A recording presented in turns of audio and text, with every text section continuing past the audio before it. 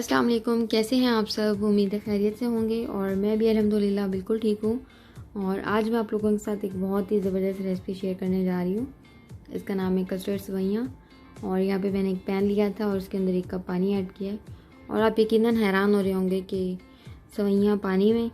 तो ये वाली सेवइयाँ जो मैं इसमें ऐड करूँगी, अगर आप इसको इस तरीके से बनाएंगे तो ये बहुत ही मज़े की बनेंगी। क्योंकि ये सेवइयाँ जो है, अगर आप इनको डायरेक्ट दूध में ऐड करेंगे तो ये सारा दूध एब्जॉर्ब कर लेती हैं और ठंडा होने के बाद बहुत गाढ़ी हो जाती हैं और अच्छी नहीं लगती बिल्कुल भी। तो आप प्लीज़ इसको इस तरीके से बनाइएगा और आपको बहुत पसंद आएंगी। और यहाँ पे ये 1 कप पानी में मैंने 1 पीस सेवइयाँ ऐड की थी। और जब ये सॉफ्ट हो जाएंगी तो मैं इसमें 1.5 लीटर दूध ऐड कर दूँगी। आप अपनी मर्ज़ी से कम या ज़्यादा जितना आप बना रही हैं आप उसके हिसाब से ले सकते हैं। और 1 कप ही मैंने इसमें शुगर ऐड करनी है। और यहाँ पे ये देखिए, आप सेवइयाँ सॉफ्ट हो गई हैं और ये पानी बिल्कुल इसमें एब्जॉर्ब हो जाएगा। तो जब आप खाएंगे ना तो आपको बिल्कुल भी इस तरह का टेस्ट नहीं आएगा कि इसमें पानी ऐड किया था या पानी में पकी है। तो यहाँ पे बस अब ये इसमें मैं दूध ऐड कर दूँगी।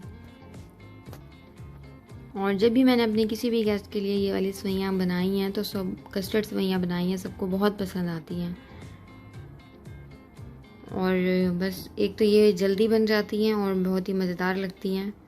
मेरे पास इतना टाइम नहीं था, मुझे जल्दी रेडी करना था, तो मैंने सोचा यही बना लेती हूँ। और बहुत पसंद आई थी उन्हें।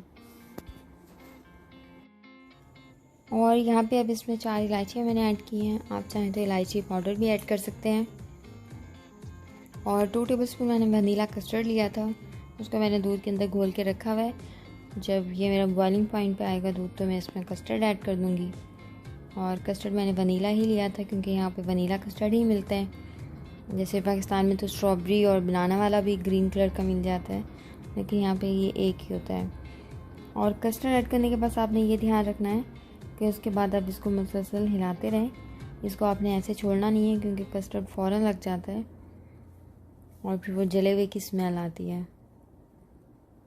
और ज़रा सी अगर लापरवाही हम कर देना तो पूरा मेहनत हमारी ज़ाया हो जाती है।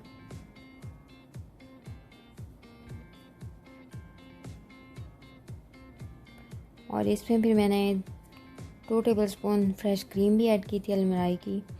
और आपके पास अगर मलाई है तो आप मलाई भी ऐड कर सकते हैं। और शुगर यहाँ पे मैं 1 कप लूँगी। मैं मेजरमेंट नहीं करती, ऐसे अंदाज़े से ही डालती हूँ, लेकिन जो क्वांटिटी यहाँ पे है तो इसके लिए 1 कप इनफ होगा। और यहाँ पे मैं आप लोगों से एक रिक्वेस्ट भी करना चाहती हूँ कि प्लीज़ वीडियो को प्लीज़ फुल वॉच किया करें, इतनी मेहनत से बनाते हैं। और अगर मेरा चैनल और मेरा काम पसंद आ रहा है तो प्लीज़ मेरे चैनल को सब्सक्राइब करें और मेरी वीडियो को लाइक भी ज़रूर किया करें। और जिन्होंने कर दिया उनके लिए उनका बहुत बहुत शुक्रिया।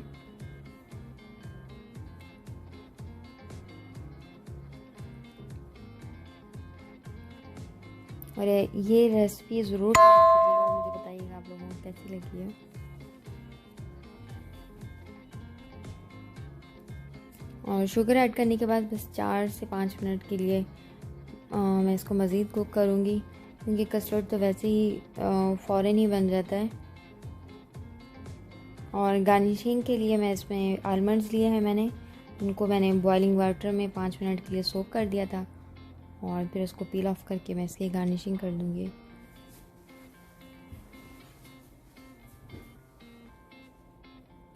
और प्लीज़ मुझे अपनी दुआओं में ज़रूर याद रखा करें और सबके लिए दुआ किया करें, तमाम उम्मत मुसलमान के लिए, तमाम इंसानों के लिए।